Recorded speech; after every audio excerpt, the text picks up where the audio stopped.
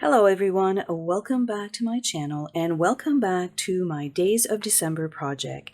In today's video, I'm going to share with you my complete walkthrough of my completed project for 2022. As you can see here, I ended up with two albums. I didn't want them to be too chunky and definitely one would not have done, so I'm glad that I separated them into two and you'll see why in a minute.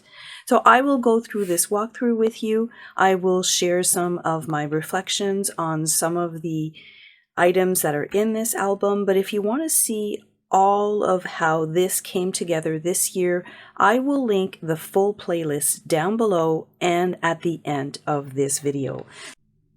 Let's dive into Volume 1. Starts off with this really pretty title page. Finally got my photos now. Sorry for the glare. These are in page protectors. Now, when I was creating this page, I envisioned us outside in the snow for this photo. It didn't happen, so this is the photo that happened. I just made it black and white. I still do need to write into my little calendar right here, but I was so excited that the book was actually finished that I thought I would just do a walkthrough with you today. This is day 1. Day 2, we had some renovations. Day 3, my husband got really busy at work. Day 4, and by popular request, I did add my little banner on my photo right here. And then day 5, I've got a few flip-flaps to help extend the story. Day 6, very simple. Day 7, this is a new tradition this year. Our Santa retired, and we have this really great Grinch that kind of replaced him, and I go into the full story here. I did do a cutout here of the Grinch. I just loved him so much.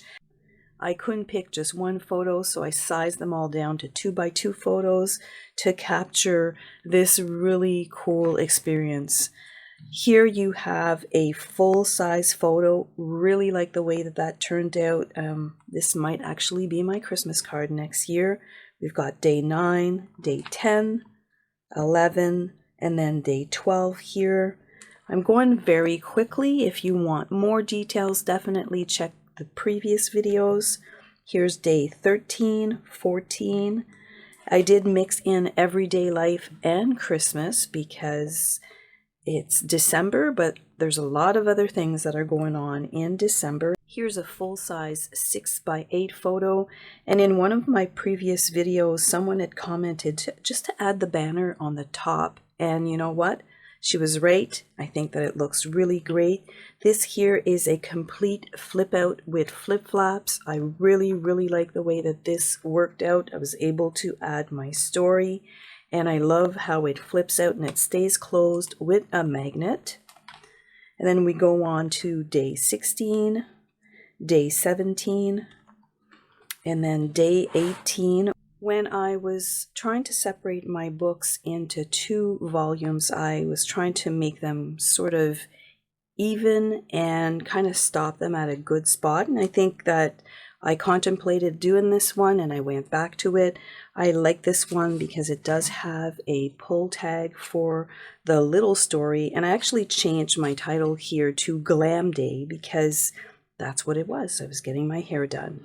Now, because I've got 2 volumes, I was able to create a pocket at the back of each of the volumes right here. And if you want to see how these came together, it's going to be at the end of this video. Super simple. But I'm tucking in here some of the cards that I made this year and some of the tags that I did this year, because I do really like them, and I thought that it would be a great idea to keep them, and why not in this album. So this is the end of Volume 1. Let's put this one away. And then here we have Volume 2, and I went back and forth as I said, and I started with this page right here. I love that I've got the recipe card and the recipe for the tourtières that we were doing that day. Here I've got day 20, day 21, wrapping the gifts, sending out the Christmas cards. This was my hallway sign that I talked about in one of my videos. Again, I added a lot of flip-flaps to this album just to complement and to extend the story of the day.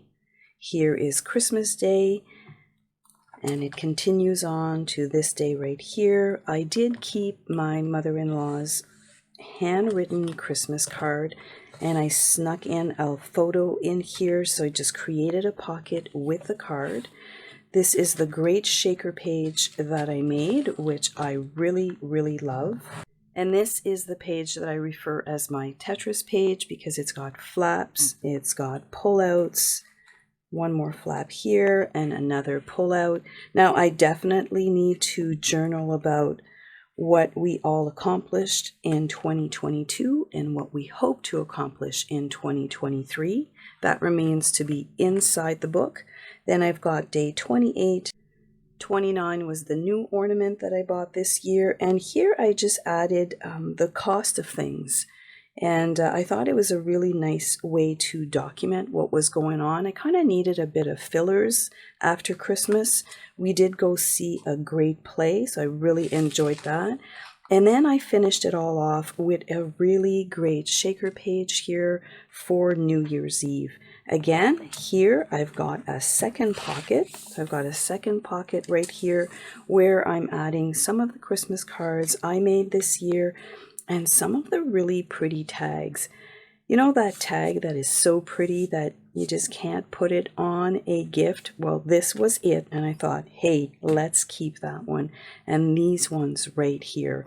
Really, really enjoyed making those this year, so I thought that I would keep them in my book. As promised, I'm going to go through the steps in creating that super easy pocket. Now, I just used whatever paper I had left, and I had one sheet of this left, and you'll notice that between the two albums, they're not the same, and that is completely fine. When you look at my albums, they're not really bulky, and I kind of like that. I didn't want them to be too bulky, so I have two. And I'm going to add, right here at the back, I'm going to add a place for some of the tags that I did this year and some of the cards that I did this year. I actually kept a few, and I'm glad I did. So I'm going to incorporate that into my Days of December documenting. So look at whatever you have left. If you don't have a full page, you need something that's going to be 7.5.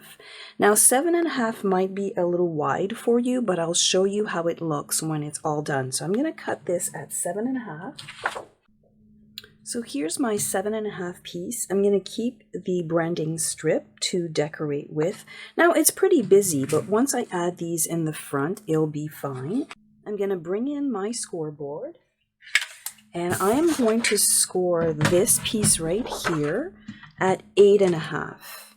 And that is all to create this pocket. Very, very simple, but yet very effective. Well, I think so. Let me know what you think. Fold this on the crease line.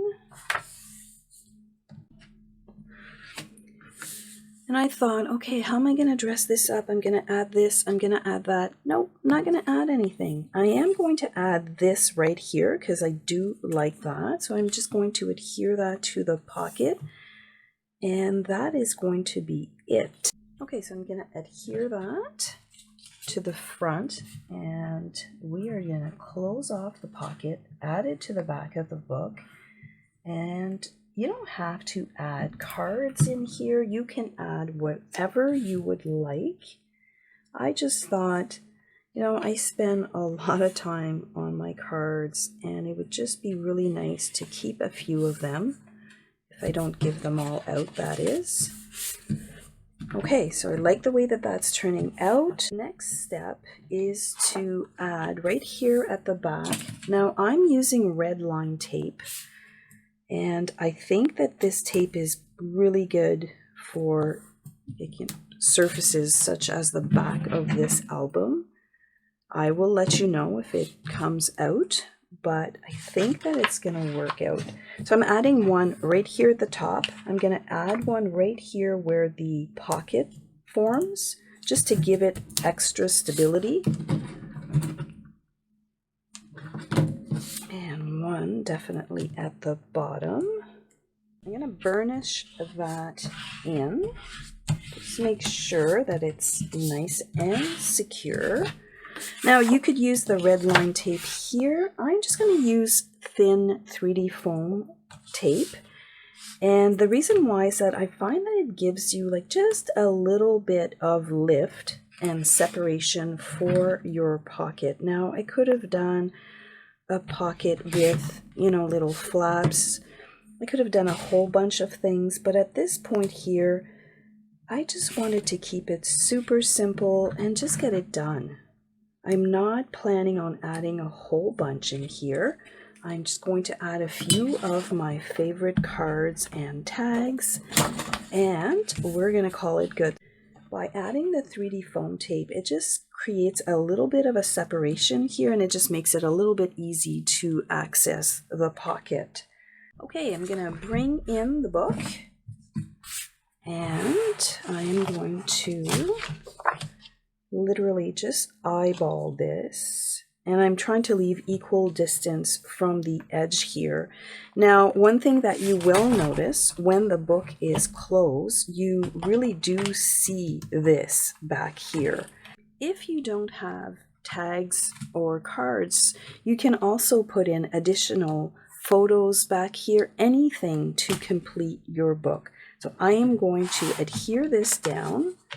Red line tape is really staticky, so I usually pull out just a baby wipe, something wet, and then when I peel off the red tape, I just stick it on, and it doesn't stick to my hand. We've had many little dances, me and this red line tape. See how it sticks to your hand with the static? But if you put it down on, you know, just something wet, like you can wet a paper towel or whatever you have, and it just sticks. I am going to just position this just like so, trying to eyeball this and leaving equal this distance.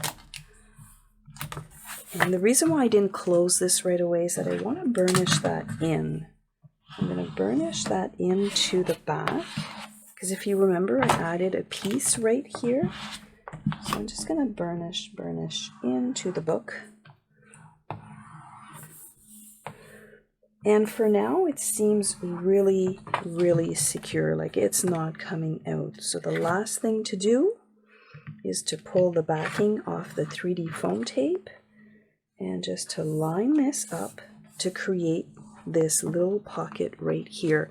And just that extra little lift from the 3D foam tape gives you a better access, definitely.